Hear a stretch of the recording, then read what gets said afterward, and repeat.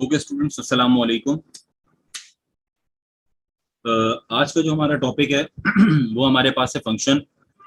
और फंक्शन के अंदर हम लोगों ने जो है आज 3 टॉपिक्स आपके पास आते हैं, जिसके अंदर हमारे पास बेसिकली होता क्या है कि फंक्शंस जो आपका चैप्टर नंबर 1 है एड मैथ्स का और चैप्टर नंबर 5 आपके पास जो है, ये दोनों चैप्टर्स को जब कंबाइन किया गया है, कंबाइन करके जो है टॉपिक्स इसमें से फाइंड आउट हुए हैं, कैलकुलेट हुए हैं, जिसके अंदर से आपके जो है सैंपल क्वेश्चंस हर टॉपिक के मौजूद हैं।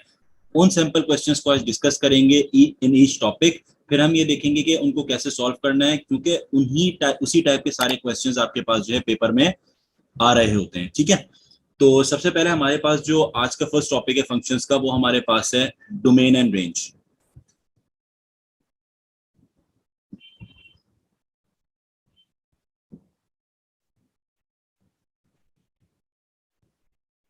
सबसे पहले तो आपको ये पता होना चाहिए कि डोमेन और रेंज हमारे पास होती क्या चीज है। अगर तो हम बात करते हैं कि फॉर एग्जाम्पल मेरे पास एक गिवन इक्वेशन है y is equals to 2x plus 3। तो यहां पर हमारे पास जितनी नंबर ऑफ इंडिपेंडेंट वेरिएबल्स होते हैं, नंबर ऑफ इंडिपेंडेंट वेरिएबल्स का मतलब ये कि वो वैल्यू जो हम अपनी तरफ से असाइन करते हैं। लाइक अगर मैं यहाँ पे बात करता हूँ x की वैल्यूज को हम अपनी तरफ से जब असाइन करेंगे तो वो हमारे पास क्या हो जाएंगी, -1। कोई भी ले सकते हैं वैल्यू, 0, 4, 9, कोई भी वैल्यूज ले ली। ठीक है, और दूसरी हमारे पास जब हम वैल्यूज वन बाय वन इस इक्वेशन में सब्स्टिट्यूट करेंगे, we will get the answer of the dependent variable which is y। तो अगर मैं वैल्यू यहाँ पे सब्स्टिट्यूट करता हूं तो हमारे पास यहाँ पे क्या है, -2 हो जाएगा first one, +3 will give me +1। Similarly 0 जब सब्स्टिट्यूट करोगे you will get the answer 3। जब 4 सब्स्टिट्यूट करोगे तो आपका आंसर आएगा 11। और उसके बाद जब आप 9 सब्स्टिट्यूट करोगे यहाँ पे तो आंसर आ जाएगा 21। तो यहां पर आपके पास डोमेन्स क्या होती हैं, जितने नंबर ऑफ आपके पास यहाँ पे इंडिपेंडेंट वेरिएबल्स होते हैं, these are known as the domains. अगर आपके पेपर में कोई टर्मिनोलॉजी आपके पास डोमेन की या रेंज की बात की जाती है या को डोमेन की बात की जाती है, तो उसके अंदर आपको ये पता होना चाहिए कि डोमेन हमेशा इंडिपेंडेंट वेरिएबल होता है। ये कहीं भी फिक्स नहीं है कि यहाँ पे वो x होगा, y होगा, z होगा। वो तमाम वेरिएबल जिसके अंदर हम अपने तरफ से जो है वैल्यूज को सब्स्टिट्यूट करते हैं, वो सारी की सारी हमारे पास क्या कहलाती हैं, डोमेन्स कहलाती हैं। ठीक है, अब जब मैंने यहाँ पे x की वैल्यू 1 बाय 1 इस इक्वेशन में सब्स्टिट्यूट की तो मेरे y के आंसर्स आना शुरू हो गए। तो दैट मींस जो मेरा y है वो बेसिकली डिपेंड कर रहा है किसके ऊपर, द वैल्यू ऑफ x। तो y को कहा जाता है डिपेंडेंट वेरिएबल। ठीक है, तो डिपेंडेंट वेरिएबल के जितने आंसर्स होंगे, these are known as the codomain. बेटा ये टर्म याद रखिएगा, these are known as the codomain. तो क्वेश्चन ये अराइज होता है कि रेंज किसे कहा जाता है। तो जो बंच ऑफ कोडोमेन्स होता है उसे रेंज कहते हैं। बंच ऑफ कोडोमेन्स को रेंज कहा जाता है। अब आपके पास अगर क्वेश्चन जो है, क्वेश्चन के अंदर आपसे बोलता है रेंज और डोमेन फाइंड आउट करो, तो इसका मतलब है वो ये कहता है कि डोमेन आपके पास जो गिवन है उसको जब आप सब्स्टिट्यूट करोगे तो हमारे पास जो है बहुत सारी जो है कोडोमेन्स निकल के आएंगी। जब बहुत सारी कोडोमेन्स निकल के आएंगी तो उसके जो पूरा एक बंच बनेगा उसे हम कहते हैं कि ये इसकी रेंज है। रेंज को अगर हम जनरल वर्ल्ड में या डेली लाइफ एग्जांपल में इस्तेमाल करते हैं तो उसका मतलब होता है लिमिटेशंस, यानी कहीं ना कहीं आपका लोअर वैल्यू है और उसके बीच में बहुत सारी वैल्यूज है और फिर आपकी कहीं ना कहीं अपर वैल्यू है। फॉर एग्जाम्पल मैं आपसे ये कहता हूं कि यहाँ पे मेरे पास -1 से लेके 5 तक की वैल्यूज, तो ये पूरी की पूरी जो आंसर की निकल के आती है, this is known as the range. ठीक है, तो -1 से 5 जो है वो बेसिकली रेंज है हमारे पास किसकी, जो गिवन डोमेन आपके पास मौजूद होगी यहाँ पर। ठीक है बेटा, कोई क्वेश्चन है, वन बाय वन जो है मुझे अनम्यूट करना अपने आप को और जो है मेरे से डिस्कस कर लेना अगर यहां तक किसी को कोई क्वेश्चन है तो। सो मूविंग ऑन, अब बात करते हैं, आपके पास ये हो गई बात डोमेन और रेंज की। अब हमारे पास जो है एक और टर्म आपने पढ़ी होगी जिसे कहा जाता है इनवर्स। ठीक है, कि मेरे पास अगर जो है गिवन फंक्शन है तो उसका इनवर्स कैसे फाइंड आउट किया जाता है। लेट सपोज अगर आपसे ये बोला जाता है कि हमारे पास, बेटा समीर एक मिनट देना, मैं आपको बताता हूं डोमेन क्या चीज है। लेट सपोज अगर बात की जाती है इनवर्स की, फॉर एग्जांपल यही गिवन फंक्शन आपके पास मौजूद था y is equal to 2x plus 3, तो इनवर्स हम लोग किस तरीके से कैलकुलेट करते हैं? सबसे पहले आप क्या करोगे, यहां पर y को रिप्लेस करोगे x के साथ और x को आप रिप्लेस करोगे y के साथ। सबसे पहला काम आपने ये करना है, जो भी गिवन फंक्शन है जब आप इसमें रिप्लेस कर दोगे, रिप्लेस करने के बाद आपने ये इक्वेशन जो बन गई वो क्या बन गई, x इक्वल्स 2y प्लस 3, ये आपके पास इक्वेशन बन गई। सही है। अब मैंने नेक्स्ट स्टेप में क्या काम करना है, यहां पर y को सब्जेक्ट बनाना है, मेक y सब्जेक्ट। अब इसको जब यहाँ पे आप सब्जेक्ट बनाओगे तो सब्जेक्ट बनाने के लिए सबसे पहला काम क्या करोगे, यहाँ पर जितने यहाँ पे कॉन्स्टेंट्स हैं उनको दूसरी साइड पे शिफ्ट कर दो, तो ये हो गया x minus 3 which is equal to 2y, और हमारे पास ये क्या आ गया, x minus 3 upon 2 is the answer of the y which is basically the inverse of a function, यानी f इनवर्स ऑफ x भी इसे कहा जाता है। तो इनवर्स निकालने के लिए आपके पास यहाँ पे सिर्फ दो स्टेप्स होते हैं। सबसे पहला आपने क्या काम करना है, x को y से रिप्लेस करो, y को x से रिप्लेस करो, उसके बाद आपने y को सब्जेक्ट बनाना है और एट द एंड जो y निकल के आएगा उसको आपने अगेन रिप्लेस करना है बाय f इनवर्स। तो आप ये कहोगे f inverse of x is equals to जो भी आपका गिवन आंसर निकल के आया।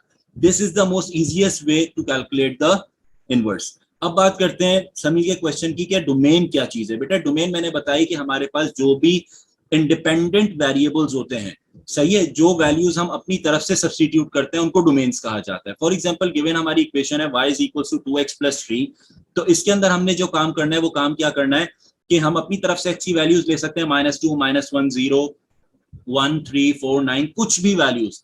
तो जो वैल्यूज भी लोगे वो सारी की सारी जब आप इक्वेशन में रखोगे वो सारी आपकी डोमेन्स कहलाएंगी, और उसके बाद जो आंसर्स y के निकल के आएंगे that are known as the codomain. यानी मैं अगर सिंगल आंसर्स की यहाँ पे बात करता हूं कि मैं अगर कहता हूं y का आंसर 1 निकल के आया तो ये कोडोमेन है, अगर मैं कहूंगा y का आंसर 3 निकल के आया तो भी ये कोडोमेन है, y का आंसर 11 निकल के आया तो भी कोडोमेन है, और 21 आया तो भी कोडोमेन है। बट अगर मैं रेंज की बात करूंगा तो मैं कहूंगा कि मेरे जो आंसर्स आए वो आए 1 3 11 21, this is the range of the given domains जो हमने फंक्शन में सब्स्टिट्यूट किए। ठीक है, क्लियर? यहां पे बेटा कोई मसला, किसी को ऐसी चीज जो नहीं समझ आई हो in the topic domain and range of the functions? Okay, so ये बात यहां तक क्लियर होती है। अब हमारे पास क्या चीज है कि अब आपके पास बहुत दफा क्वेश्चन ऐसा आता है कि आपसे ये बोला जाता है, लेट सपोज कि जो डोमेन है कभी गिवन होगी, कभी आपके पास डोमेन गिवन नहीं होगी। यहाँ पे फॉर एग्जांपल मैंने आपको ये कहा था इक्वेशन आपके पास है y is equal to 2x plus 3, और मैंने आपको डोमेन्स दे दी -1 0 4 9, तो आपने क्या किया, इन डोमेन्स को उठा के इक्वेशन में रखा और अपनी रेंज कैलकुलेट कर ली। बट अगर फॉर एग्जांपल क्वेश्चन ऐसा आता है जिसके अंदर आपको एक जनरल पैटर्न पे बता दिया जाता है like y is equal to 2x plus 3। अब अगर मेरे पास ये मौजूद है यहाँ पे y is equal to 2x plus 3, और उसके अंदर आपसे ये कहा जाता है कि for example x is greater then -1, तो यहां पर आपको जो है ये तो पता है कि लोअर लिमिट क्या है, बट आपको ये नहीं पता कि इसमें अपर लिमिट क्या है। ठीक है, तो यहाँ पे आप जो काम करोगे वो जो आंसर आएगा वो भी आपका एक जनरलाइज पैटर्न पे आएगा। लेट सपोज मैं यहाँ पे अपनी वैल्यू सब्स्टिट्यूट करता हूं और इसको ले लेता हूं ग्रेटर देन इक्वल्स टू। अब यहाँ पे अगर मैं वैल्यू अपनी सब्स्टिट्यूट करूंगा तो क्या हो जाएगा, y is equals to 2, x की वैल्यू यहाँ पे लिख दूंगा -1, और ये हो जाएगा हमारे पास +3। जब आप इसे सॉल्व करोगे तो ये क्या हो जाएगा, y is equals to -2 plus 3, and my answer is y is equals to 1। तो जो मेरी ये को डोमेन निकल के आई वो क्या आ गई, 1 निकल के आई है। ठीक है, तो मैं ये लिखूंगा कि मेरी जो रेंज बनी that is y is greater than equals to 1। अब ये इक्वल्स का साइन इसलिए आया क्योंकि यहां पर आपके पास जो है गिवन इक्वल्स का साइन था। अगर यहाँ पे सिर्फ ग्रेटर देन का साइन होता तो यहाँ भी आप सिर्फ ग्रेटर देन का साइन ही लगा रहे होते। सही है, इस तरीके से हम जनरल अपनी जो है रेंज फाइंड आउट करते हैं जब आपके पास जनरली डोमेन गिवन होती है। ठीक है, इसमें कोई क्वेश्चन बेटा जिसको नहीं समझ आया हो किस तरीके से ये काम हुआ है?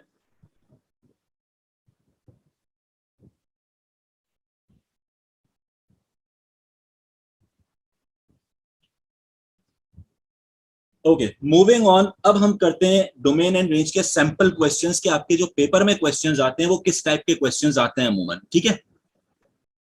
तो आप यहां पे लिख लो अपने पास sample question number 1, S1।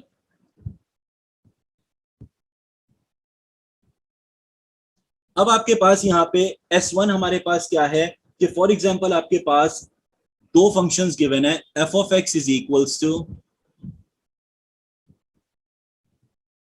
5x minus 2 having the domain x is greater than 1 and g of x equals 4x square minus 9 having the domain x is greater than 0। Part A में आपसे बोला जाता है state the range of g of x। Range of g of x आपने calculate करनी है यहां पर। पार्ट बी में आपसे ये कहा जाता है domain of f of x बता दो।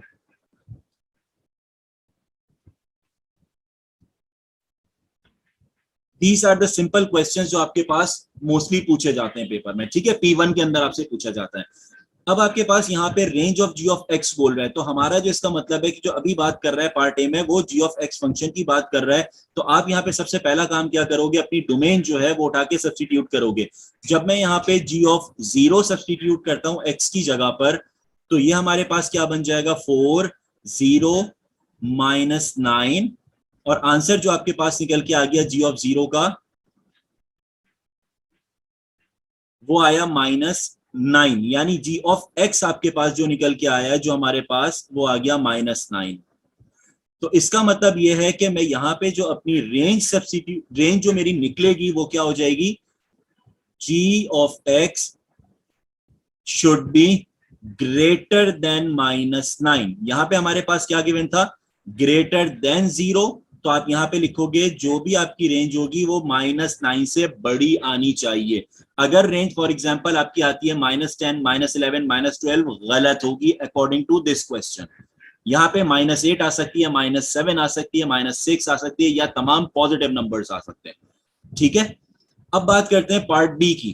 पार्ट बी के अंदर वो आपसे कहता है domain of f of x बता दो। वो ऑलरेडी इसने जो है गिवन क्वेश्चन में दे दी, तो आप डायरेक्टली इसे यहाँ पे लिख लोगे कि डोमेन आपके पास क्या है, यहाँ पर x इज ग्रेटर देन 1। तो बहुत दफा कंफ्यूज करने के लिए वो आपको ऐसा भी क्वेश्चन दे देते हैं कि आपके पास जो क्वेश्चन में गिवन कंडीशन है उसी का वो क्वेश्चन आपको बना के दे देते हैं। तो सिमिलरली पार्ट बी ऐसे ही था कि domain of f of x बता दो। तो आपके पास डोमेन क्या है, ग्रेटर देन 1, तो हमने डायरेक्टली लिख दिया x इज ग्रेटर देन 1। ये था सैंपल क्वेश्चन नंबर 1 कि हमारे पास जो है इस टाइप के क्वेश्चन डोमेन और रेंज के बारे में पूछे जाते हैं। यहां पे कोई मसला बेटा, किसी को नहीं समझ आई कोई चीज?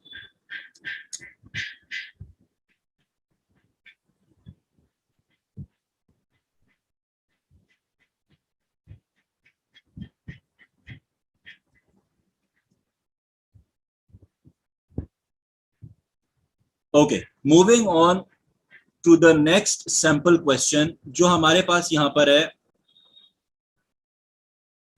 S2। बेटा अपने पास नोट्स की फॉर्म में लिखते जाना ताकि ये eight the end of the day आपको कोई प्रॉब्लम क्रिएट ना हो। यहाँ पर नेक्स्ट आपके पास है सैंपल क्वेश्चन नंबर 2। अब हमारे पास जो सैंपल क्वेश्चन नंबर 2 है उसके अंदर हमारे पास गिवन इक्वेशन है g of x is equals to 2x plus 1 divided by 3x minus 1। एक गिवन फंक्शन आपके पास है और उस फंक्शन के अंदर वो आपसे कहता है कि find g inverse of x।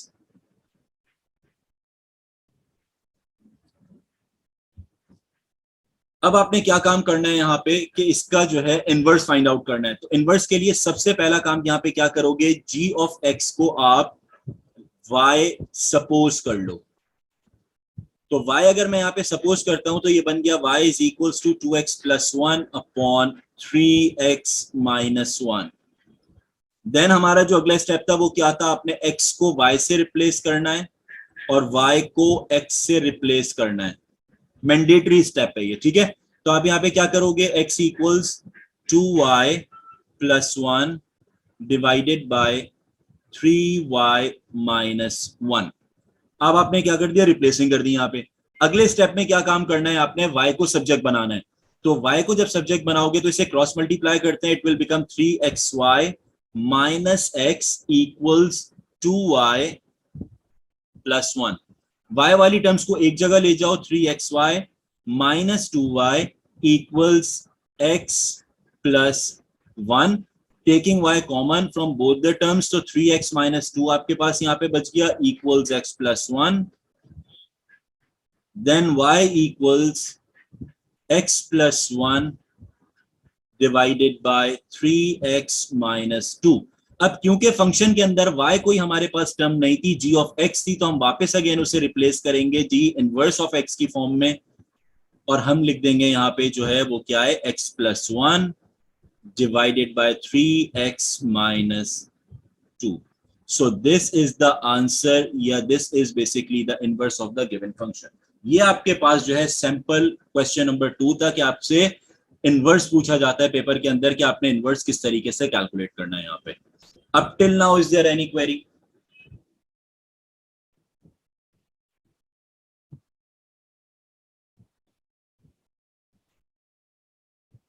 ठीक है बेटा, moving on to the next sample question जो हमारे पास है S3।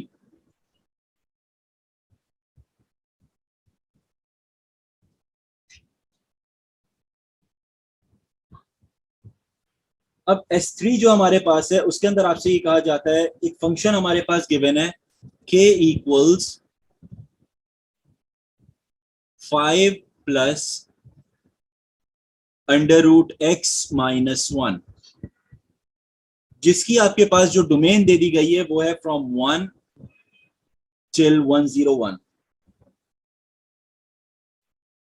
अब वो आपसे ये कहता है इसके अंदर फाइंड द के inverse स्टेटिंग its domain and range. पिछला जो सैंपल क्वेश्चन था उसके अंदर आपसे सिर्फ ये पूछा जा रहा था कि के इनवर्स ऑफ एक्स जो था वो फाइंड आउट कर दो, लेकिन इसके अंदर आपके पास के इनवर्स ऑफ एक्स के साथ साथ आपसे उसकी डोमेन और रेंज भी पूछी जा रही है। तो तीन आपके पास यहाँ पे पार्ट्स आ रहे हैं सामने। तो सबसे पहले आपने जो काम करना है वो काम क्या करना है, के इनवर्स कैलकुलेट करना है। के इनवर्स के लिए आप क्या करोगे, के ऑफ एक्स को सबसे पहले रिप्लेस कर दो बाय वाई। तो हमारे पास ये क्या बन जाएगा, y equals 5 plus under root x minus 1। उसके बाद नेक्स्ट स्टेप में x को रिप्लेस करो y के साथ और y को रिप्लेस कर दो आप x के साथ। तो हमारे पास ये हो जाएगा x equals 5 minus y minus 1। उसके बाद आपने y को सब्जेक्ट बनाना है। y को सब्जेक्ट बनाने के लिए सबसे पहला काम अंडर रूट को लेफ्ट साइड पे लेके आओ ताकि ये पॉजिटिव हो जाए और ये बन जाए 5 माइनस एक्स, ये बन गया।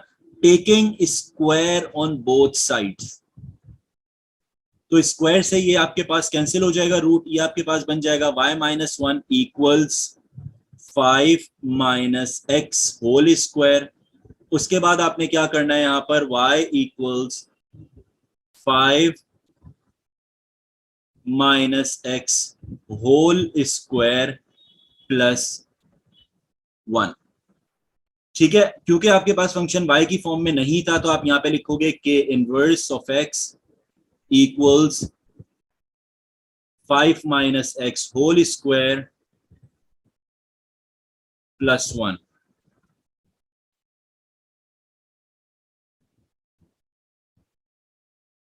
जी बेटा Izhan.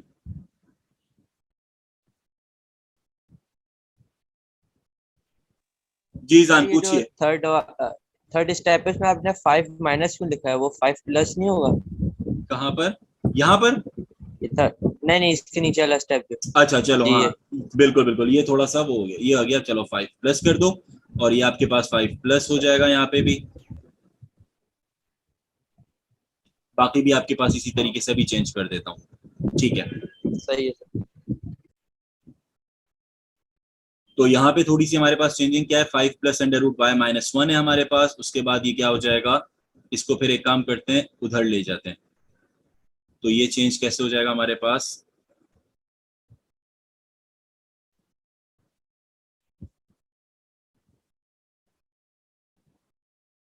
x -5 equals under root y -1 squaring on both sides, तो ये कैंसिल हो गया, ये बन गया x -5 का होल स्क्वायर इक्वल्स y और -1 था, इधर आके हो जाएगा +1, तो k इनवर्स जो आपका फाइनली निकल के आ गया वो आ गया k inverse of x equals x -5 whole square +1। चलो ये तो हमारे पास वैसे ही क्वेश्चन था जो हमने सैंपल 2 के अंदर देखा था, but the additional part is domain और रेंज इसकी फाइंड आउट करनी है। तो बेटा फॉर्मूला अपने पास नोट डाउन कर लो कि domain of f of x is equals to the range of f inverse of x। ये फॉर्मूला है कि अगर मैं डोमेन, मुझे जो है फॉर एग्जांपल कोई कहता है कि रेंज ऑफ f इनवर्स निकालनी है, तो जो डोमेन होगी f ऑफ x की वही आंसर हमेशा रेंज का आएगा f इनवर्स ऑफ x का। सिमिलरली अगर बात करते हैं यहाँ पे range of f of x की, तो उसका जो आंसर होगा वो हमारे पास क्या हो जाएगा, domain of f inverse of x। तो अब जो है हमारे पास क्वेश्चन क्या था, डोमेन और रेंज फाइंड आउट करनी है किसकी, ऑफ f इनवर्स की, सॉरी k इनवर्स की। इसकी डोमेन आपने फाइंड आउट करनी थी और रेंज फाइंड आउट करना था। तो अब मैं अगर यहां पे देखता हूं अकॉर्डिंग टू द फॉर्मूला, तो मैं ये कह सकता हूं कि हमारे पास क्योंकि domain of f of x, domain of k of या k इनवर्स ऑफ x जो है वो किसके बराबर है, range of k of x की। यानी डोमेन अगर मैं k इनवर्स की कैलकुलेट करता हूं तो वो किसके बराबर है मेरे पास, range of k of x की। तो मैं क्या करता हूं, जो मेरा गिवन क्वेश्चन है उसके अंदर मैं इसकी रेंज फाइंड आउट कर लेता हूं। तो रेंज कैसे इसकी फाइंड आउट होगी, सबसे पहले आप इसकी जगह 1 सब्स्टिट्यूट करो जहां जहां x है। तो मैं लिख दूंगा यहाँ पे k equals 5 plus under root 1, 1 - 1 मुझे आंसर क्या देगा, 0। तो जो आंसर k का निकल के आया वो क्या आ गया, 5। ये आ गई आपकी फर्स्ट रेंज, ठीक है। सिमिलरली आपके पास जो है सेकंड, आपने जो रेंज निकालनी है बाय यूजिंग दिस डोमेन 101, वो उठा के सब्स्टिट्यूट करोगे तो ये आ जाएगा k is equals to 5 plus under root 101 - 1 will give me 100। तो इसका जो आंसर आएगा आपके पास वो क्या आ जाएगा, under root of 100 is 10, 5 plus 10 क्या आंसर होता है, 15। ये आंसर आ गया आपके पास। अब जो आपकी रेंज निकल के आई वो क्या हो गई, 5x और क्या हो गई, 15। This is the range of k of x और डोमेन ऑफ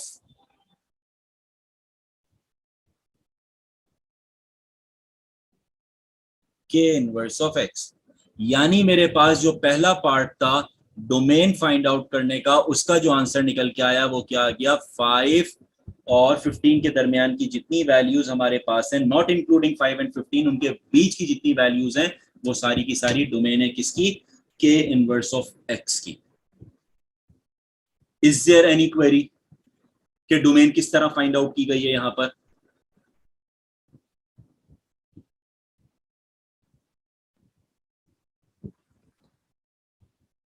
बेटा किसी को कोई मसला है, हैंड रेस कर दो। जी बेटा होगा। अच्छा जी, अब आपके पास जो है फाइंड आउट करते हैं, ये हमने पार्ट 1 सॉल्व कर लिया जो डोमेन का था। अब जो पार्ट हमने सॉल्व करना है वो हमारे पास क्या है, रेंज करनी है। तो range of k inverse according to the formula हमारे पास किसके बराबर है, अगर आप ये देखो, रेंज ऑफ k इनवर्स, ये वाला फॉर्मूला किसके बराबर है, domain of f of x के। तो मैं यहां लिख दूंगा range of k inverse of x is equals to 1x 101। ये आंसर आ गया आपका पार्ट बी का। तो इस तरीके से आपने डोमेन और रेंज जो है दोनों के इनवर्स फंक्शन की फाइंड आउट कर ली। ये था आपके पास सैंपल क्वेश्चन नंबर 3। ठीक है, तो ये आपके पास जो है जो मैंने आपको नोट्स प्रोवाइड किया उसके अंदर आपके पास 3 सैंपल किस्म के क्वेश्चंस थे, जिसके अंदर आपने सारी की सारी जो है वैल्यूज को इसी तरीके से आपने जो है कैलकुलेट करना है। या तो आपसे इनवर्स पूछा जाएगा, या तो आपसे जो है इसी तरीके से डोमेन रेंज पूछी जाएगी, या फिर आपसे इनवर्स की डोमेन और रेंज पूछी जाएगी। ये था डोमेन और रेंज का पार्ट जो टॉपिक हमारा था। ठीक है, इसके अंदर आपका फंक्शन चैप्टर नंबर 1 भी कंप्लीट होता है, और जो आपका चैप्टर नंबर 5 है एड मैथ्स का, ये दोनों चैप्टर्स आपके पास इन्हीं टॉपिक्स में कंप्लीट हो जाएंगे। क्लियर? अब रिमेनिंग जो आपकी क्वेश्चंस है जो नोट से मैंने प्रोवाइड किए हैं वो सारे अटेम्प्ट कर लेना। कोई प्रॉब्लम होती है we will discuss further in the class. ठीक है बेटा, moving on to the next topic हमारे पास जो है वो है कॉम्पोजिट फंक्शंस।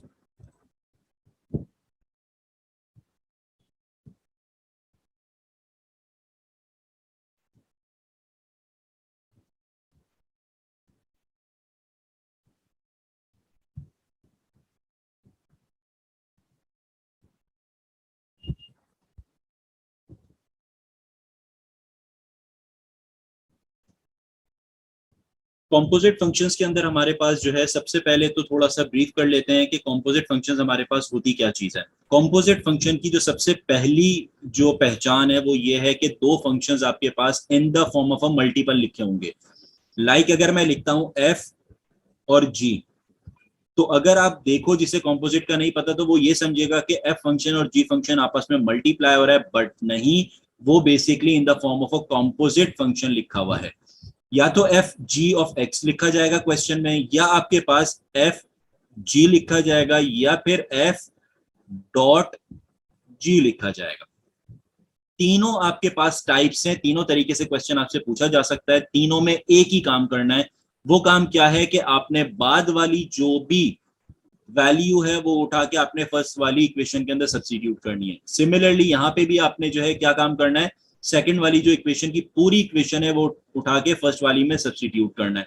सही है, यही कॉम्पोजिट फंक्शन होता है। और दूसरी चीज क्या है कि कॉम्पोजिट फंक्शन के अंदर आपके पास हर हाल में दो गिवन फंक्शंस होंगे। अगर एक फंक्शन गिवन होता है और उसके अंदर आपसे बोला जाता है एफ जी फाइंड आउट कर दो, तो इसका मतलब है या तो क्वेश्चन मिसप्रिंट हुआ हुआ है या वो क्वेश्चन कॉम्पोजिट का नहीं है। कॉम्पोजिट में दो फंक्शंस होना फर्ज है। ठीक है, तो सैंपल क्वेश्चन स्टार्ट करते हैं। सबसे पहले आपके पास sample question number 1।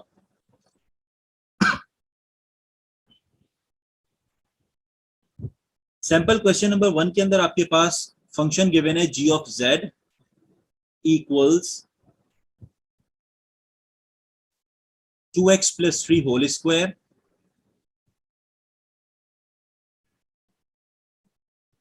And hz equals log. ठीक है, लॉग ln को लॉग पढ़ेंगे आप, लॉग ऑफ z प्लस 4।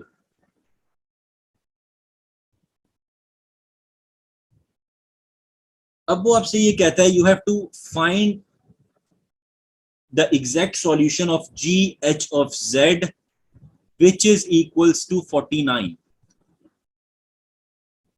ये आपके पास गिवन क्वेश्चन है। तो इसके अंदर हम सबसे पहले जो काम करेंगे वो क्या करेंगे, हमने जो काम करना है वो कॉम्पोजिट फंक्शन फाइंड आउट करना है, यानी h की पूरी वैल्यू उठा के g में सब्स्टिट्यूट करनी है। तो जब मैं ये काम करूंगा तो ये बन जाएगा g h of z equals 2, और x की जगह आप क्या रखोगे, ये z है, z की जगह आप पूरी क्या रख दोगे, दिस इक्वेशन जो हमारे पास h ऑफ z की है वो हमारे पास यहाँ पे क्या है, ln z प्लस 4। ये आपके पास पूरी गिवन है। उसके बाद क्या है, प्लस 3, और ये आ गया आपके पास होल स्क्वायर। क्या काम हुआ, अगेन सुन लो, यहाँ पे हमने क्या किया, ये पूरी जो गिवन इक्वेशन थी इसको उठा के कहां सब्स्टिट्यूट कर दिया, ये जो हमारे पास गिवन z था इसमें सब्स्टिट्यूट कर दिया। तो जब हम यहाँ पे सब्स्टिट्यूट कर दिया तो हमारे पास यहाँ पे पूरा एक फॉर्मूला बन गया, और इसे जब मैं ओपन करूंगा तो ये बन जाएगा 2ln z प्लस 4। उसके बाद आपके पास यहाँ पे क्या आ जाएगा, +3, और ये पूरा जो बन गया वो क्या बन गया, होल स्क्वायर। अब जी एच जेड की जो वैल्यू आपके पास गिवन है वो गिवन है 49। यहाँ पे उठा के आपने सब्स्टिट्यूट कर दिया 49 को। उसके बाद आप यहाँ क्या करोगे, a plus b whole square का फॉर्मूला ओपन होगा। मेक इट श्योर कि बेटा वो a plus b whole square होना चाहिए, सेपरेट स्क्वायरिंग नहीं करनी इसके ऊपर। तो इसके ऊपर जब मैं ओपन करूंगा यहाँ पे तो ये हमारे पास क्या हो जाएगा, 2 का स्क्वायर डायरेक्ट लिख देते हैं इसको 4, ये हो गया 4 ln z प्लस 4 का होल स्क्वायर। ठीक है, इस तरीके से ये बन गया। उसके बाद आपके पास क्या हुआ, प्लस 2a भी लगाओगे, 3 into 2 is 6 and 6 into 2 is 12, 12 ln z plus 4 plus 3 का स्क्वायर आपके पास हो गया 9।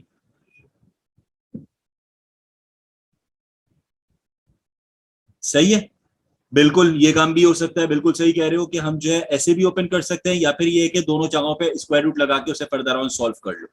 दोनों काम इसके अंदर हो सकते हैं, कोई मसला नहीं है इसके अंदर। सही है, अगर ऐसे करेंगे तो ये हमारे पास ये ऐसे बन जाएगा कि रूट आपने दोनों साइड्स पे यहाँ पे लगा दिया, इसके ऊपर भी आपने रूट लगाया, स्क्वायर से यहाँ पे आपने रूट कैंसिल किया, ये वाला फर्दर स्टेप बन जाएगा आपके पास 7 is equals to 2 ln z plus 4 plus 3, और उसके बाद आपके पास यहाँ पे क्या होगा, 7 प्लस 3 इधर आके हो गया 4 divided by 2 is equals to ln z plus 4। बिल्कुल ऐसे ही हो सकता है। किसने कमेंट लिखा था, ये उजैर ने, बिल्कुल उजैर सही कह रहे हो, ये स्टेप भी हो सकता है। लेकिन बहुत दफा ये होता है कि स्टूडेंट्स क्या करते हैं, यहाँ पे स्क्वायरिंग ओपन कर लेते, तो आप ऐसे अगर जाओगे इस स्टेप के जरिए तो भी मसला नहीं है। सिर्फ डिफरेंस ये होगा कि इसके अंदर आपके पास जो है 2 ln आ जाएंगे, तो इसमें आपको मिड पॉइंट पे जाना पड़ेगा, मिड पॉइंट फॉर्मूला यूज करना पड़ेगा। ठीक है, तो अगर आपको मिड पॉइंट से बच रहे हो या क्वाड्रेटिक फॉर्मूले से बच रहे हो तो आप डायरेक्टली अंडर रूट लगा के दोनों साइड पे इसे सॉल्व कर लो। अच्छा, अब आपके पास जो हमने काम करना है वो क्या है फर्दर ऑन, कि ये कैंसिल हो गया यहां से, ये आपके पास क्या चला जाएगा, 2 ln आपके पास आ गया z प्लस 4 इक्वल्स 2। अब हमें एक चीज ये बहुत अच्छे से पता है कि लॉग को अगर हमें रिमूव करना होता है तो यहाँ पे क्या काम हो रहा होता है, एक्सपोनेंशियल की टर्म्स हमारे पास चल रही होती हैं। तो ये क्या बन जाएगा, एक्सपोनेंशियल अगर मैं दोनों साइड्स में यहाँ पे अप्लाई करता हूं तो ये डायरेक्टली आपके पास आ जाएगा z प्लस 4, और वो क्या आपके पास बन जाएगा, इक्वल्स e की पावर 2। जब आप कैलकुलेटर में रख के उसे सॉल्व करोगे जो भी आपका आंसर आएगा वो आ जाएगा z square, z is equals to e का स्क्वायर माइनस 4। सॉल्व करोगे you will get the answer of z। तो बेसिकली आपने इस क्वेश्चन के अंदर जो सैंपल 1 क्वेश्चन था उसके अंदर आपने क्या काम करना था, z की वैल्यू कैलकुलेट करनी थी, क्योंकि गिवन उसने ये कह दिया कि जी एच ऑफ z जो है उसे आपने एग्जैक्ट सॉल्यूशन बता दो जब उसकी वैल्यू 49 है, तो उस पर आपने उसका डायरेक्ट आंसर यहाँ पे कैलकुलेट कर लिया।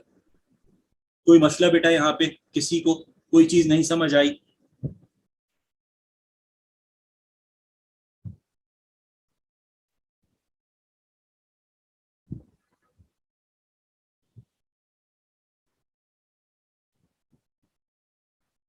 अच्छा, ये हैंड रेज हमारे पास किसने किया है, इजहान ने। जी इजहान, सर मुझे पूछिए कुछ क्वेश्चन। समझ ही नहीं आया, अच्छा मुझे तुमने, कुछ भी समझ नहीं आया सर, आपने एक ज्वाइन ही सेकेंड, नहीं करने की। अच्छा रुक जाओ, आपने लेट ज्वाइन किया, मैं बता देता हूँ क्वेश्चन को, दोबारा समझ लो।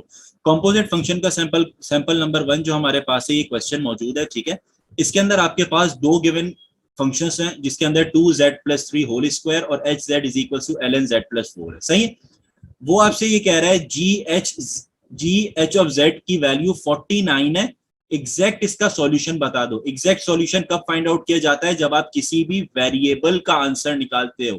वेरिएबल इसमें क्या है? z, इसका मतलब आपने z की वैल्यू कैलकुलेट करनी है, ठीक है। जब आपने जी एच ऑफ z की वैल्यू कैलकुलेट करनी है, उसके अंदर सबसे पहला काम क्या करोगे आप? यहाँ पे h ऑफ z यानी कॉम्पोजिट h ऑफ g जो है ये फाइंड आउट कर लो।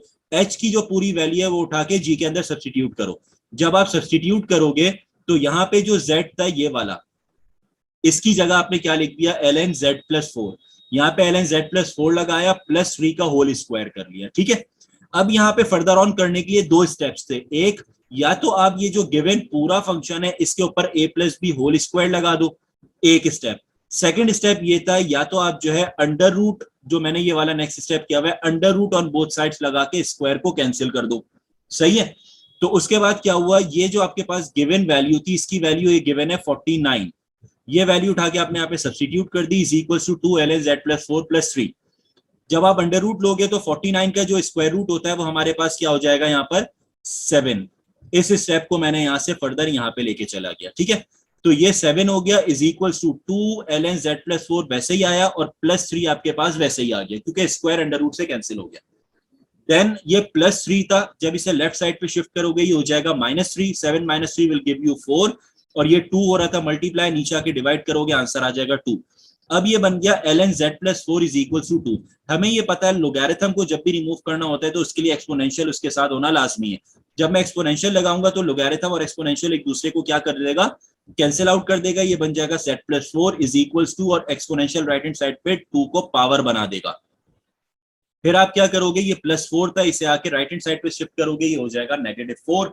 अब चाहो तो e की पावर 2 कैलकुलेटर में रख के वैल्यू निकाल लो, या फिर आपके पास क्या है, इसको इसी फॉर्म में छोड़ दो, लेकिन most simplified form is the preferable form, ठीक है। प्रेफर कर लोगे तो वो ज्यादा आपके पास मार्क्स डिडक्ट होने का ऑप्शन और ज्यादा कम हो जाएगा। क्लियर? कोई मसला इजान इसके अंदर? गुड बेटा, ये कॉपी अगर कर लिया है मुझे बता दो टेक्स्ट पे, ताकि मैं सैंपल नंबर 2 पे आता हूं।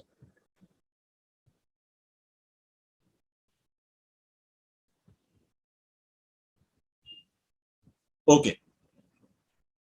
अब हमारे पास जो है वो क्या है यहां पर? Sample number 2।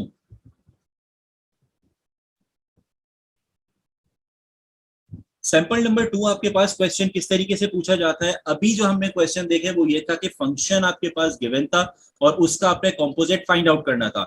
लेकिन अब आपके पास क्या है? फंक्शंस मौजूद है, like f of x is equal to under root of x, और g of x is equal to x plus 5। अब क्वेश्चन जो है वो क्या है कि आपको डायरेक्ट आंसर्स दे दिए गए। जैसे पार्ट ए में आपके पास ये बोल रहा है x प्लस 5, पार्ट बी में फॉर एग्जांपल आपके पास ये बोल रहा है x माइनस 5, और पार्ट सी में आपके पास बोल रहा है x स्क्वायर। ये 3 पार्ट्स आपके पास मौजूद हैं। अब वो ये कह रहा है कि आपके पास जो है वो f इनवर्स गिवन है, g इनवर्स गिवन है, fg गिवन है, gf गिवन है, f स्क्वायर गिवन है, और g स्क्वायर गिवन है। आपने जो है इन 3 के आंसर्स इन गिवन फंक्शंस में से बताने हैं किसके हैं। ये क्वेश्चन आपके पास सैंपल क्वेश्चन नंबर 2 होता है कि आपको आंसर्स दे दिए गए और आपने फंक्शन बताना है कि यार ये आंसर f इनवर्स का है, या ये आंसर fg का है, या ये आंसर f स्क्वायर का है। उससे पहले बेटा मैं एक चीज और क्लियर कर दूं कि आपको f इनवर्स पता है, g इनवर्स पता है, fg पता है, gf पता है, बट आपको यहाँ पर f स्क्वायर का नहीं पता। तो मेक इट श्योर, कभी भी याद रखना कि अगर कोई फंक्शन f ऑफ x है, फॉर एग्जांपल मैंने आपको दे दिया 2x प्लस 5, तो f स्क्वायर का मतलब कभी भी ये नहीं होता कि मैं इसका 2x प्लस 5 का होल स्क्वायर कर दूं। कॉम्पोजिट में कभी ये इसका मतलब नहीं होता। इसका मतलब ये होता है f डॉट f, यानी 2 और x के अंदर मैं दोबारा वापस 2x प्लस 5 को सब्सटीट्यूट कर दूं और फिर यहां पे प्लस 5। अब जब आप इसे सॉल्व करोगे तो वो आंसर आपके पास f स्क्वायर के बराबर होगा। तो मेक इट श्योर कि आपने ये वाला काम करना है, स्क्वायरिंग वाला काम नहीं करना। ये बात क्लियर हो गई? सही है, ये कॉन्सेप्ट है बेटा, ये याद रखना, वहां पे पेपर में कोई गलती नहीं होनी चाहिए इस किस्म की कि आपने उसे स्क्वायर कर दिया है। कॉम्पोजिट में कभी स्क्वायरिंग नहीं होती है, मेक इट श्योर। ठीक है, तो अब क्वेश्चन को डिस्कस करते हैं हम कि क्वेश्चन को हमने किस तरीके से देखना है। सबसे पहले तो पार्ट ए को डिस्कस करते हैं। पार्ट ए हमारे पास यहाँ पे क्या है, under root x plus 5। Under root x plus 5, answer आपका क्या है, अंडर रूट में गिवन है, तो मुझे कहीं ना कहीं ये बात समझ आती है कि मैंने जी ऑफ एक्स की वैल्यू उठा के एफ ऑफ एक्स में रखनी है, तभी आंसर अंडर रूट में निकल के आएगा। तो अगर मैं यहाँ पे अपनी एफ जी की वैल्यू कैलकुलेट करता हूं तो ये मेरे पास क्या हो जाएगा, अंडर रूट, और इस x की जगह पे पूरा क्या आ गया, ये गिवन फंक्शन g का आ गया, तो ये बन गया x plus 5। This is the answer of a. तो ए का जो हमारे पास निकला वो क्या निकली, आंसर आया, वो आ गया आंसर एफ जी। सेकेंड हमारे पास जो पार्ट है वो हमारे पास क्या है, x माइनस 5। x माइनस 5 अब हमारे पास किस तरीके से यहाँ पे कैलकुलेट किया जाएगा, कुछ आइडिया बेटा किसी का? किसी के जहन में आता है कि मैं x माइनस 5 कैसे कैलकुलेट कर सकता हूं? लेकिन ये मेक श्योर कर लेना कि इन में से ही गिवन फंक्शंस में से इसका आंसर होगा।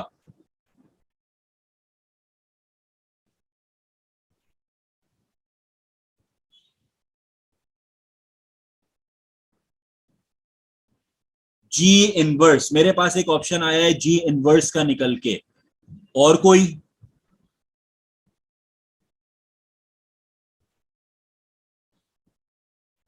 जी इनवर्स, ठीक है, आप जी इनवर्स कह रहे हो। जी इनवर्स की कैलकुलेशन अभी देख लेते हैं कि हमने किस तरीके से इसको कैलकुलेट करना है यहाँ पर। तो हम जो है आप सबसे पहले अगर काम क्या करेंगे वो यहाँ पर y को x और x को y बनाएंगे, वही वाला जो हमारा काम होता है। तो ये बन जाएगा y is equal to x plus 5। ठीक है, जी इनवर्स में कैलकुलेट कर रहा हूं, उसके बाद रिप्लेसमेंट करेंगे तो x is equal to y plus 5 आ गया, और आखिर में y को सब्जेक्ट बनाएंगे तो ये बन जाएगा x minus 5 is equal to y, और एट द एंड आपके पास ये जी इनवर्स के बराबर है, तो ये बन जाएगा आपके पास x माइनस 5। गुड, बिल्कुल सही कि ये हमारे पास जो फंक्शन है वो हमारे पास जी इनवर्स के बराबर है। तो ये हो गया आपके पास जी इनवर्स का पार्ट। अब जो आपके पास है वो है पार्ट सी। पार्ट सी के अंदर वो आपसे क्या कह रहा है कि एक्स स्क्वायर मुझे बता दो। तो एक्स स्क्वायर किस तरीके से कैलकुलेट होगा, एनी आइडिया?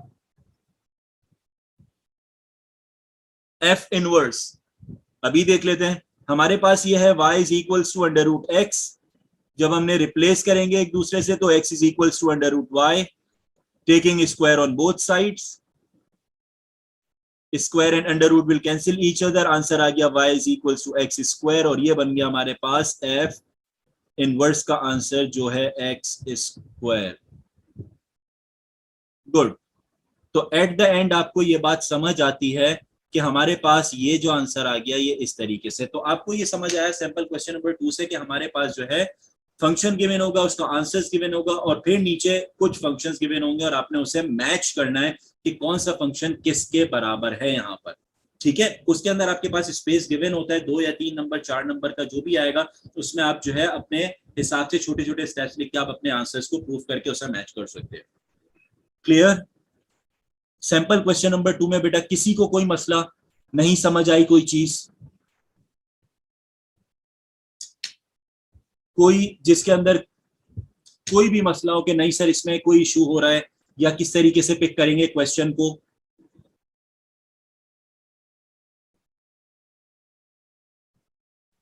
ठीक है बेटा, good. Moving on to the next sample question जो हमारे पास है, सैंपल क्वेश्चन नंबर 3।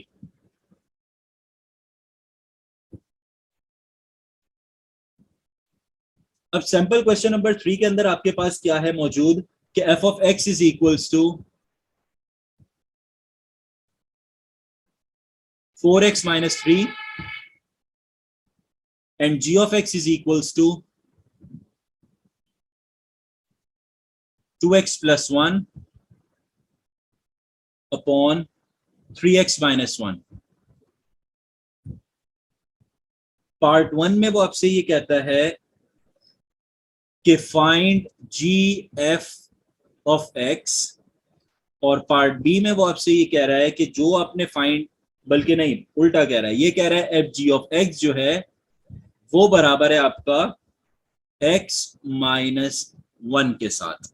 तो यहां पे आपके पास क्या काम हुआ कि आपके पास बेसिकली सॉल्यूशन आ गया। Part b is the additional part in this sample question, जिसके अंदर आपने सॉल्व करके x की वैल्यू कैलकुलेट करनी है। ठीक है, तो सबसे पहला काम क्या करते हैं, हम डायरेक्टली पार्ट बी को ही सॉल्व करते हैं, क्योंकि उसी मेथड से पार्ट ए आपका सॉल्व हो जाएगा। सही है, तो पार्ट बी के अंदर हमने क्या करना है, g की वैल्यू उठा के f में सब्स्टिट्यूट करनी है। तो ये बन जाएगा आपके पास f g of x is equals to 4, और x की जगह आप पूरा क्या रख दोगे यहाँ पे, 2x plus 1 upon 3x minus 1 minus 3। जब आप इसे सॉल्व करोगे ये आपके पास हो जाएगा 4 into 2 is 8x plus 4 minus, और ये आपके पास 1 है तो इसके साथ इसका एलसीएम ले लोगे, ये बन जाएगा 3x minus 1 divided by 3x minus 1। अब जब आप इसे सॉल्व करेंगे फर्दर ऑन, तो ये हमारे पास क्या हो गया, 8x plus 4 minus 3 into 3 is 9x, और minus multiply by minus will give me positive 3 divided by 3x minus 1, और ये जो आपके पास बराबर है वो किसके, एफ जी के बराबर है। देन इसे सिंप्लीफाई करते हैं तो ये हो गया 7 minus x upon 3x minus 1।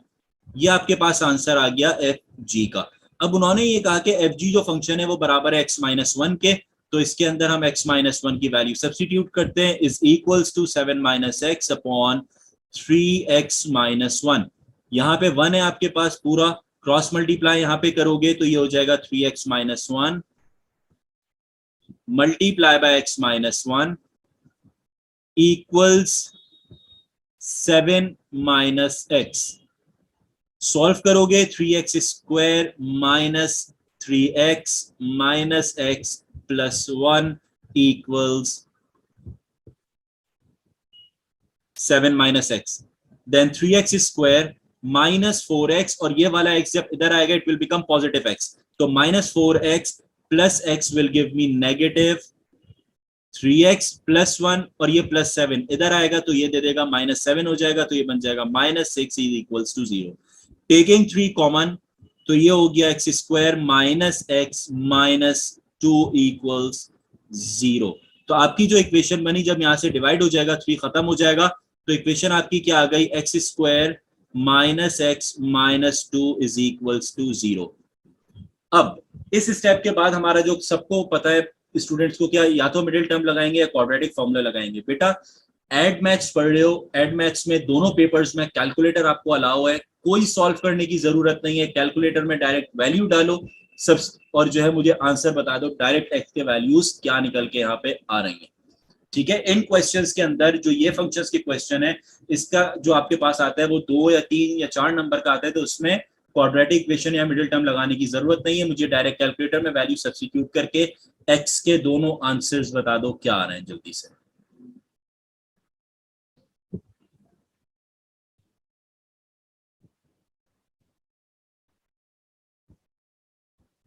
To and minus 1,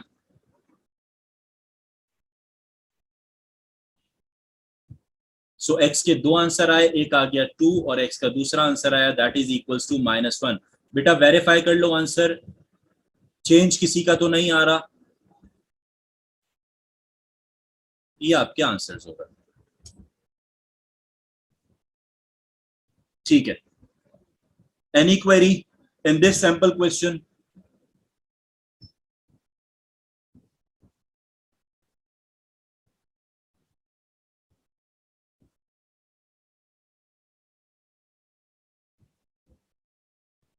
girls बेटा आप भी मौजूद हो यहाँ पर, कोई मसला किसी को?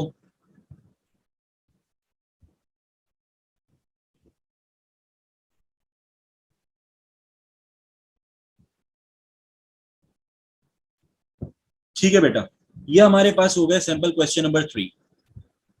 अब आपके पास जो है ये तो हो गया हमारे पास टॉपिक कंप्लीट। ये ही टॉपिक कंपोजिट फंक्शन का जो हमारे पास है, इसी टाइप के क्वेश्चंस हमारे पास इसमें आ रहे होते हैं। जो 3 सैंपल क्वेश्चंस हमने किए कि बार बार या तो आपसे क्या पूछेगा, उसका कंपोजिट फंक्शंस पूछेगा, या उसके अंदर आपसे बोलेगा आंसर्स दे देगा, और आंसर्स के अंदर आपको क्या काम करना होगा, यहाँ पर उसकी आइडेंटिफिकेशन करनी होगी कि वो किस फंक्शन से बिलोंग करता है।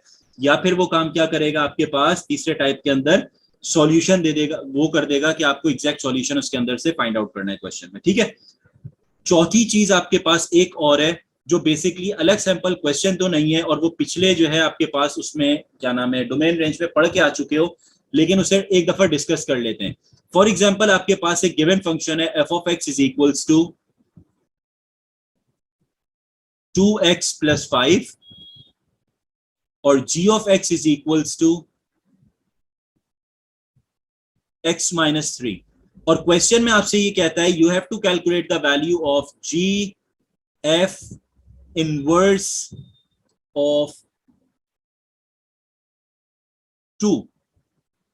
अब यहां पे क्वेश्चन उसने थोड़ा सा आपको ट्रिकी करके दे दिया कि जी एफ इनवर्स ऑफ 2 मुझे कैलकुलेट करके बता दो। तो सबसे पहला काम क्या करना है, आपने एफ को उठा के जी में सब्स्टिट्यूट करना है।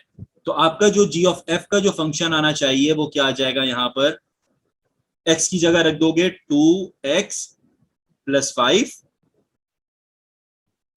और ये हो गया माइनस 3। जब इसे आपने कैलकुलेट किया, जी ऑफ एफ जो हमारे पास निकल के आ गया वो क्या आ गया 2x प्लस 2। ये आपके पास जी ऑफ एफ कैलकुलेट हो गया। अब उसके बाद नेक्स्ट स्टेप में क्या करना है, उसका इनवर्स कैलकुलेट करना है। तो इनवर्स के लिए आपने जो काम करना है वो क्या करना है, यहाँ पे वही सब्स्टिट्यूशन, सबसे पहले y से, उसके बाद रिप्लेसमेंट। तो ये बन जाएगा x is equals to 2y plus 2, और अगेन y को फिर आपने क्या बनाना है, यहाँ पे सब्जेक्ट बनाना है, तो x minus 2 equals to y, और ये हो जाएगा y equals x minus 2 upon 2, यानी ये बन गया g f inverse equals x minus 2 upon 2। ये आपने इसका इनवर्स कैलकुलेट कर लिया। नेक्स्ट पार्ट में उसने आपसे क्या कहा कि आपने जब इनवर्स निकाल लोगे तो 2 उठा के सब्स्टिट्यूट गिवन फंक्शन में कर दो। तो ये बन जाएगा जी एफ इनवर्स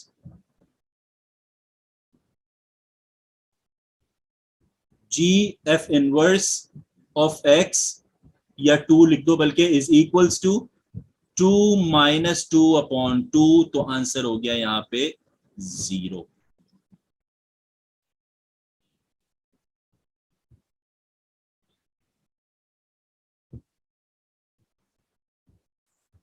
क्लियर? ये आपके पास और एक क्वेश्चन आता है जो थोड़ा सा चेंज होता है, जिसमें स्टूडेंट्स कंफ्यूज हो जाते हैं कि हमने इसमें क्या काम पहले करना है। तो सबसे पहले वही कंपोजिट आपने अप्लाई करना है, उसके बाद इनवर्स निकालना है, और एट द एंड उसमें वैल्यू को सब्स्टिट्यूट करना है। एनी क्वेरी सो फार? किसी को भी बेटा कोई मसला है? ठीक है, तो बेटा यहाँ पे आपका सेकंड टॉपिक कंप्लीट होता है जो था कंपोजिट फंक्शन का। सही है, ओके। नेक्स्ट टॉपिक हमारे पास जो है वो इस चैप्टर का जो फंक्शंस है इसका जो नेक्स्ट टॉपिक है, और जो लास्ट टॉपिक बेसिकली है वो हमारे पास है मॉड्यूलस एंड ग्राफ्स।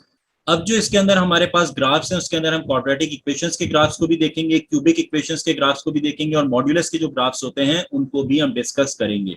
ठीक है, तो सबसे पहले बिफोर स्टार्टिंग ग्राफ्स और मॉड्यूलस के जो क्वेश्चंस हैं उन उससे पहले आपको ये पता होना चाहिए कि मॉड्यूलस खुद क्या चीज होती है। मॉड्यूलस बेसिकली अगर मैं गिवन हमारे पास होता है लाइक x प्लस 3, और x की जगह मैं यहां पे कहता हूं कि आप -4 सब्स्टिट्यूट कर दो, तो हमारे पास ये क्या बन जाएगा, y is equals to -4 plus 1 will give me -1। और मॉड्यूलस का जो काम होता है वो काम क्या होता है कि जो नेगेटिव वैल्यूज होती हैं उनको वो पॉजिटिव बना देता है। ठीक है, तो एट द एंड आपको क्या चीज समझ आई कि मॉड्यूलस जो फंक्शन होता है उसका काम ये होता है जितनी भी वैल्यूज होंगी उसके अंदर, उस नेगेटिव वैल्यूज होंगी उसको वो पॉजिटिव बनाएगा, और अगर पॉजिटिव है उसे वो पॉजिटिव ही रखेगा, नेगेटिव नहीं बनाएगा। कुछ स्टूडेंट्स के जहन में ये कॉन्सेप्ट आता है कि शायद पॉजिटिव वैल्यू तो वो नेगेटिव बन जाएगी, ऐसा नहीं है। पॉजिटिव पॉजिटिव ही रहेगी और जो नेगेटिव है वो भी पॉजिटिव बन जाएगी। सबसे पहले जो हमारे पास क्वेश्चन है वो हमारे पास क्या है, सैंपल क्वेश्चन नंबर 1।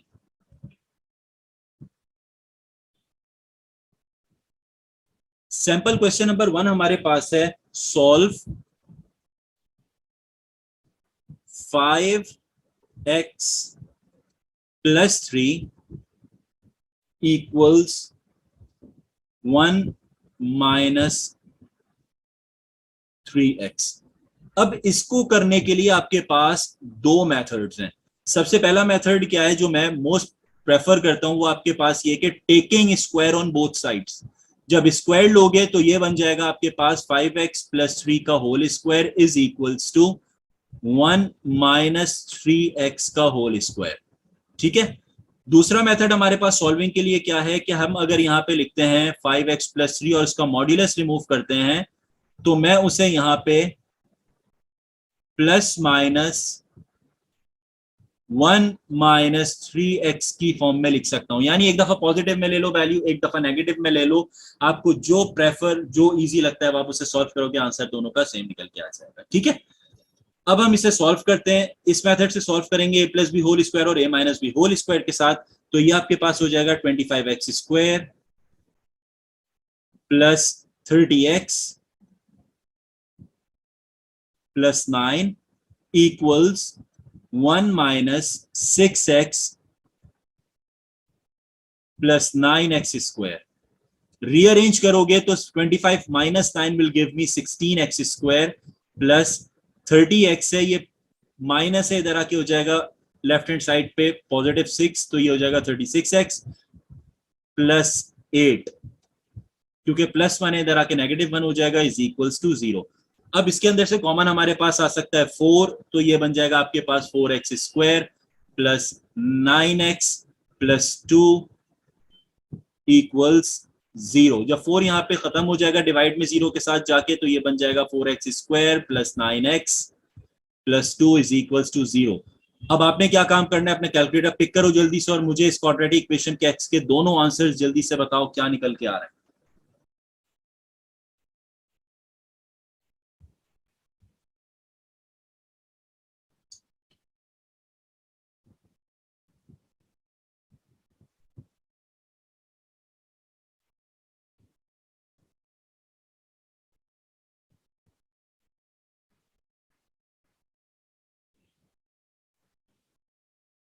-1/4 एंड -2।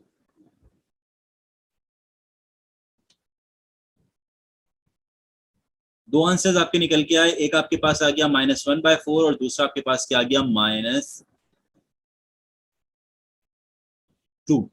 ये आपके आंसर्स हो गए।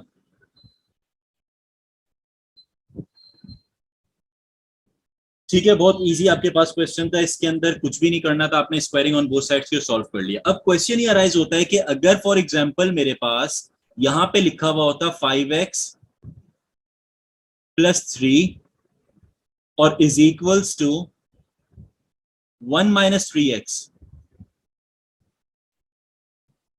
तो क्या काम होता?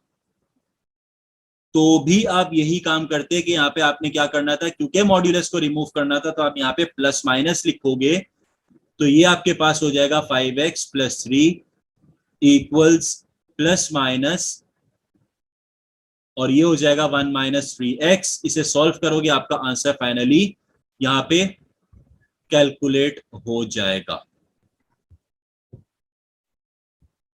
डन।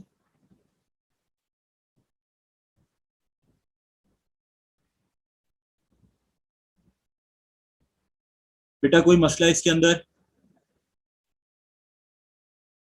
नेक्स्ट क्वेश्चन पे आते हैं आपके पास, simple question number 2।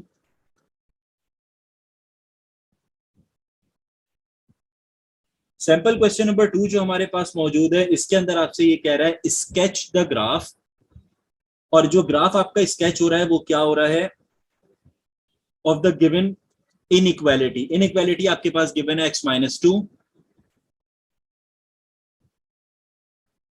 Greater than equals x+5। इसका आपने क्या करना है, ग्राफ स्केच करना है पार्ट ए में, और पार्ट बी के अंदर आपके पास क्या कहता है कि find the values of x by using the graph, यानी x आपने कैलकुलेट करना है ओनली बाय यूजिंग ग्राफ।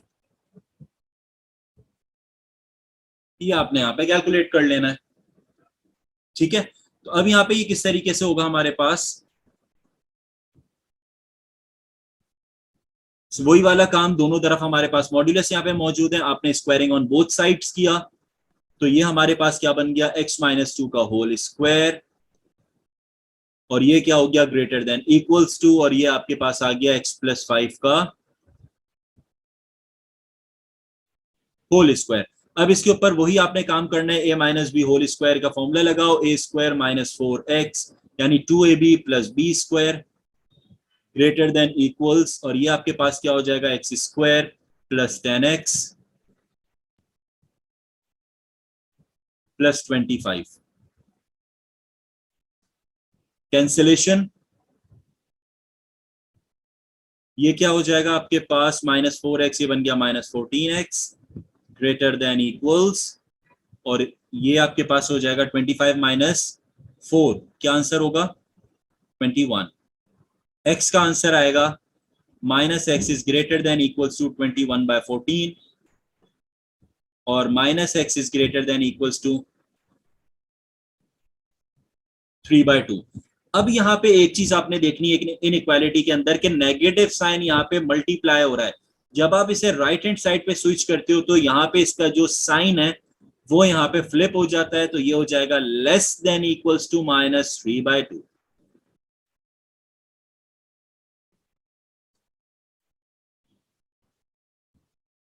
बेटा ये बात समझ आ गई सबको?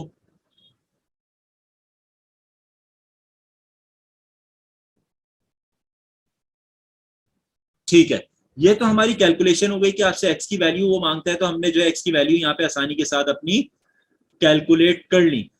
प्रॉब्लम एक यहाँ पे क्रिएट होती है, वो प्रॉब्लम ये क्रिएट हो रही है कि यार यहाँ पे जो हमारे पास क्वेश्चन है उसके अंदर स्केचिंग करनी है, और हमें ये बात बहुत अच्छे से पता है कि जब भी हम स्केचिंग करते हैं तो उसके अंदर कुछ ना कुछ, ये जैसे मेरे पास क्वेश्चन है, ठीक है, जब भी हम स्केचिंग करते हैं तो ये हमारे पास क्वाड्रेटिक इक्वेशन बनती है, और क्वाड्रेटिक इक्वेशन का जो ग्राफ है वो कहीं ना कहीं जो लाई करेगा आपका, वो कुछ इस तरीके से लाया करता है, रफ हैंडेडली बना रहा हूं मैं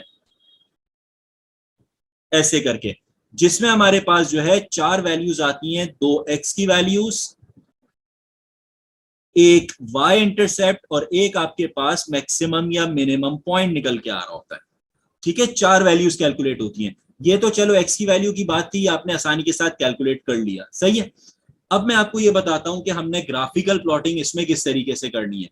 सेम क्वेश्चन है, इसको मैं थोड़ा सा रिमूव कर रहा हूं, और इसके अंदर वही चार वैल्यूज हम कैलकुलेट करेंगे, but the difference is that कि हम यहाँ पे क्या लगाएंगे, कंप्लीटिंग द स्क्वायर मेथड के जरिए से सॉल्व करेंगे।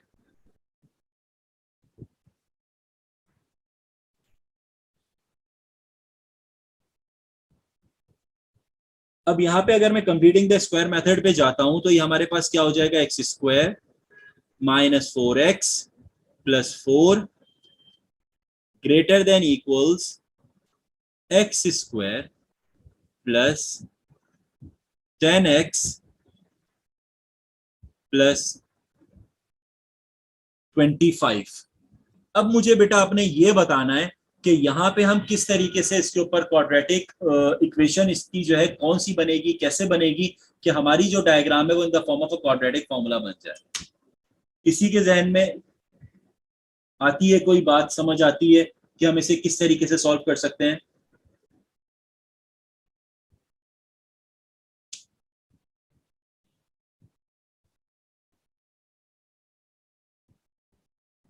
एनीवन? एक क्वेश्चन हम जो है क्लास में पहले ही कर चुके हैं इसको। किसी के भी जहन में कोई बात आती है?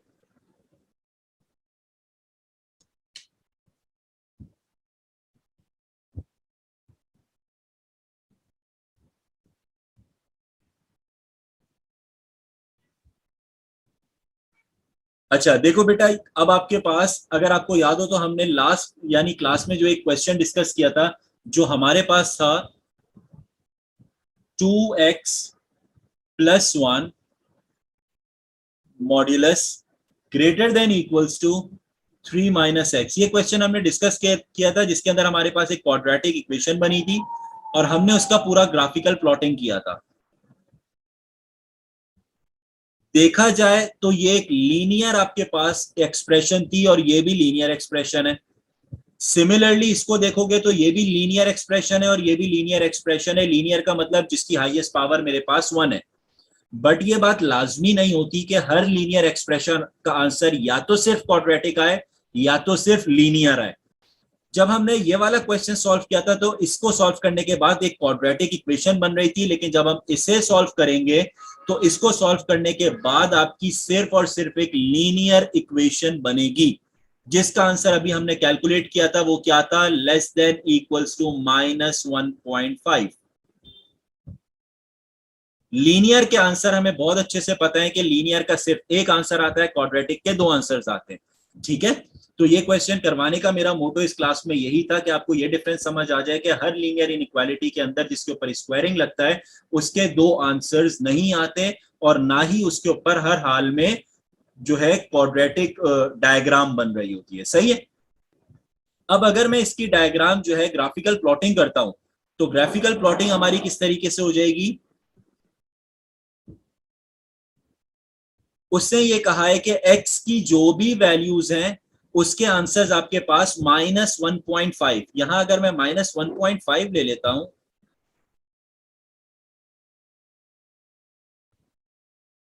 तो उससे छोटे आएंगे। यानी क्या कह रहा है कि x के जितने आंसर्स हैं या तो -1.5 है या उससे कम है। तो वो हमारे पास कैसे आ जाएंगे? एक तो ये आंसर ले लो,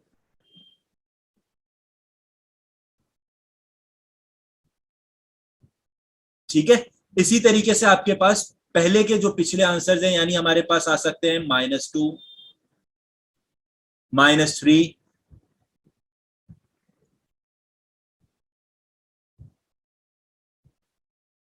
-4, और इस तरीके से आपके आंसर्स ऐसे आ सकते हैं। This is the graph. ठीक है, अब यहां पे 2 चीजें, एक या तो आप सर्कल करके यूं बना लो, और दूसरी चीज क्या है कि या तो आप सर्कल को शेड करो और उसके बाद ये बना लो। अब जो क्वेश्चन है, क्वेश्चन के अंदर अगर आप देखो तो यहाँ पे लेस देन के साथ इक्वल्स है। जब भी इक्वल का साइन होता है तो हमेशा शेड किया जाता है, और जब इक्वल का साइन यहाँ पर नहीं होगा, सिर्फ लेस देन या ग्रेटर देन होगा, तो आप सर्कल को शेड नहीं करोगे। तो इस वजह से मैंने यहाँ पे क्या किया है? सर्कल को शेड किया है, क्योंकि ये आपके पास क्या है? लेस देन इक्वल्स का साइन मौजूद है। ये बात बेटा क्लियर हो रही है? डायग्राम किस तरीके से मैंने प्लॉट की है?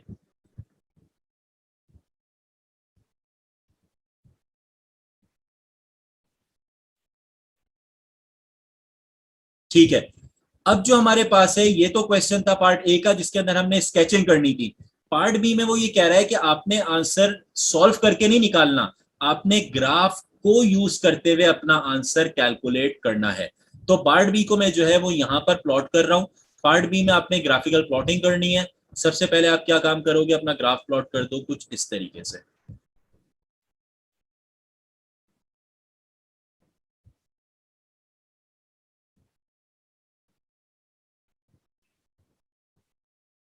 अच्छा, सबसे पहले आपने ये देखना है यार, ये जो मेरे पास वैल्यू है वो क्या है?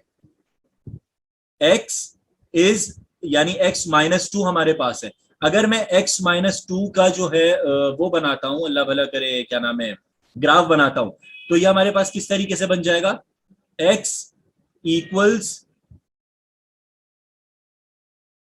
2, ये हमारे पास हो जाएगा। और दूसरा हमारे पास क्या है? x+5। इसको अगर मैं देखता हूं तो ये हो जाएगा x इक्वल्स -5। -5 हमारे पास कहां लाया करेगा, एट दिस पॉइंट, और जो 2 हमारे पास है वो कहां लाया करेगा, दिस पॉइंट। अब आपने क्या काम करना है,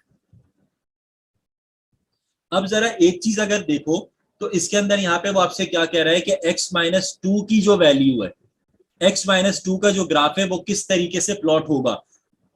अगर मैं सिंपल इसे लेता हूं y is equals to x-2, तो यहां पे अपनी x की वैल्यू सब्स्टिट्यूट करते हैं, y के आंसर्स हमारे पास खुद ब खुद निकल के आते रहेंगे, सही है। तो अगर मैं यहाँ पे सबसे पहले सब्स्टिट्यूट करता हूं y is equals to x-2 की जगह पर x इक्वल्स 0, -1, 1, 2, इस तरीके से अगर वैल्यू सब्स्टिट्यूट करता हूं तो मेरे y के आंसर्स क्या आएंगे, 0 पे आंसर क्या आया, -2, -1 पे क्या आंसर आया, -3, 1 पे आंसर क्या आया, 1 - 2 इज -1, और 2 पे आंसर क्या आया, 0। ये मेरे क्या वैल्यूज आ रही है, -2 यानी -3, -2, -1 और 0। तो ये वैल्यूज हम यहां पे ले लेते हैं, -4, -3, -2,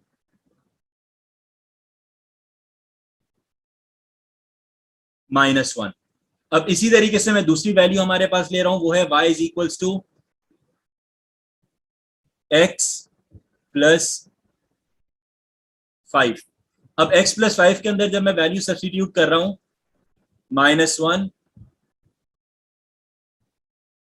सिमिलरली आपके पास क्या आ रहा है, 0, फिर रखते हैं 1 और फिर रखते हैं 2, तो y के आंसर हमारे पास क्या निकल के आ रहे हैं। अगर मैं यहाँ पे -1 सब्स्टिट्यूट करता हूं तो 5 - 1 इज 4, 0 रखूंगा तो आंसर आ जाएगा 5, और उसके बाद हम रखेंगे वैल्यूज, तो हमारे पास आंसर यहाँ पे क्या निकल के आ रहे हैं, 1 रखेंगे तो 6 और 2 रखेंगे तो 7। अब हमने क्या करना है, अपनी ग्राफिकल प्लॉटिंग करनी है। वैल्यूज देख लो y की कौन कौन सी आई हैं, 2 वैल्यूज आपके पास है, एक आपके पास ये वैल्यू निकल के आ रही है और एक वैल्यू आपके पास ये है, ठीक है। तो अब इसको अगर मैं प्लॉट करता हूं तो हमारे पास यहाँ पे क्या है, -2, -3, -1 और 0। तो ये आपकी नीचे की वैल्यूज हैं, -2, -3, -1 और ये हो गया 0.0। सिमिलरली ऊपर की जो वैल्यूज है वो हमारे पास क्या है, 4, 5, 6, 7। 4 फॉर एग्जाम्पल, 5, 6, 7। अब देखो यहां पे हमारे पास जो काम हुआ वो काम क्या है कि अगर मैं पहली वाली इक्वेशन की वैल्यूज को उठा के सब्स्टिट्यूट करता हूं तो x की वैल्यू पे y का आंसर मेरा क्या आया, -2, एक पॉइंट हो गया, फिर आया -3, फिर था -1, फिर था 0, ठीक है। यानी ये वाली लाइन इस तरीके से आ रही है आपके पास। अब सिमिलरली आपके पास सेकंड को डिस्कस करते हैं, तो सेकंड आपके पास क्या है, -1 पे हमारे पास क्या आ रही है वैल्यू, -1 जब मैंने रखा तो आंसर आया 4, वो आ गई ये वैल्यू। फिर आपने 0 रखा तो आंसर आया 5, तो वो आ गई ये वैल्यू। उसके बाद 1 आपने रखा तो यहां पे अगर 1 है मेरे पास तो आंसर आ गया 6, वो आ गई ये वैल्यू। अब मैं इसे ज्वाइन कर रहा हूं, इसको अगर इस तरीके से हम ज्वाइन करते हैं लाइक दिस, क्वेश्चन के अंदर उसने क्या कहा है कि हमारे पास ग्रेटर देन है ये वाली पार्ट, तो ये वाला जो पूरा का पूरा पोर्शन है, ये वाला हमारे पास पूरा पोर्शन शेड हो जाएगा। तो अगर मैं ये वाला ग्राफ देखता हूं और ये वाला ग्राफ देखता हूं तो ग्राफ अगर आप देखो तो हमारे आंसर यहाँ पे क्या आ रहे हैं, यही ग्राफ बन रहा है, लेफ्ट हैंड साइड पे, लेफ्ट हैंड साइड पे और लेफ्ट हैंड साइड पे, ठीक है। अब क्वेश्चन के अंदर उसने दूसरी चीज में क्या बोला, find the values of x. X की वैल्यू का मतलब यह है कि ये लाइन और इस लाइन के दोनों के इंटरसेक्शन पॉइंट, इंटरसेक्शन पॉइंट को अगर मैं यहां से नीचे थोड़ा सा ड्रॉप करता हूं तो ये -1 और -2 के बीच में आ रहा है, जो वैल्यू आपकी होगी -1.5। तो आपको ग्राफ को देख के जब आप प्लॉट करोगे तो आपको प्रॉपर पता चल रहा है कि जो मेरी वैल्यू है वो क्या है, -1.5 या उससे लेफ्ट हैंड साइड पे कम, यानी छोटी वैल्यू उधर जाते हुए। वही आपका आंसर सॉल्यूशन के अंदर निकल के आया था। बात समझ आई बेटा? क्वेश्चन के अंदर क्या काम हुआ है, कैसे हुआ है?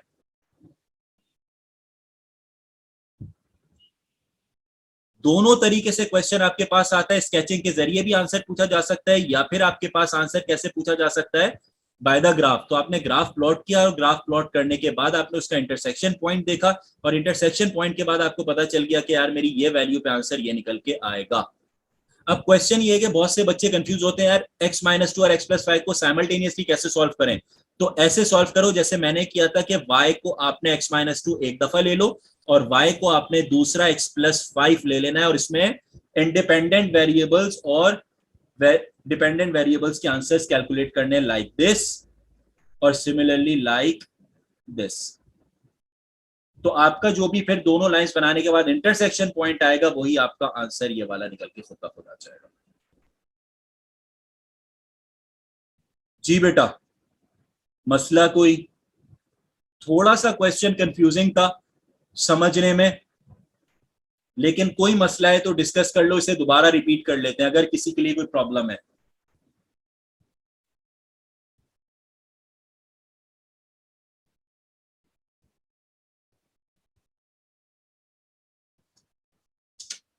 अच्छा बेटा, मेक इट श्योर के जो टेस्ट होगा आपका वो फिर इसी पूरे जो सैंपल 3 तक हम क्वेश्चंस करेंगे अटेम्प्ट, इन सब से होगा। बल्कि एक काम ये करते हैं कि आप जो है सैंपल 2 तक रखते हैं आज, ठीक है। नेक्स्ट क्लास में सैंपल 3 से ऑनवर्ड करेंगे, और इसके 5 आपके सैंपल क्वेश्चंस, 7 सैंपल क्वेश्चंस होते हैं। तो फ्रॉम सैंपल 3 टिल सैंपल 7 हम जो है नेक्स्ट क्लास में डिस्कस करेंगे, और उसके बाद फिर आगे जो है नेक्स्ट चैप्टर पे मूव ऑन करेंगे।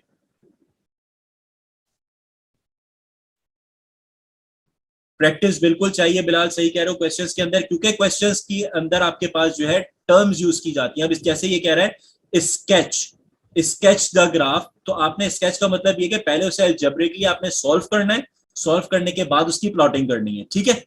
उसके बाद लेकिन अगर आपसे कह रहा है find the value of x by using only the graph, सही है, तो आपने क्या काम करना है यहां पर, उसके अंदर फिर पहले अपना ग्राफ प्लॉट करना है और उसमें सॉल्व कुछ नहीं करना, इंटरसेक्शन पॉइंट निकाल के आपने अपना आंसर को डिफाइन करना है।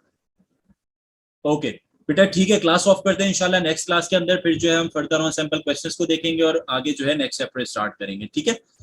टारगेट हमारा ये होगा कि इंशाल्लाह हर वीक के अंदर जो है एक चैप्टर लेके बैठेंगे और पूरा एक चैप्टर कंप्लीट करेंगे। आज फर्स्ट हमारे पास डे था, जिस वजह से जो है अभी पूरे क्वेश्चंस इसमें नहीं हो सके, लेकिन फ्रॉम ऑनवर्ड्स इंशाल्लाह नेक्स्ट वीक में टारगेट ये होगा कि एक दिन में हमने पूरे एक चैप्टर को सैंपल क्वेश्चंस के साथ कंप्लीट करना है, ठीक है। टिल देन बेटा टेक केयर, इंशाल्लाह नेक्स्ट क्लास में मुलाकात होती है। अल्लाह हाफिज।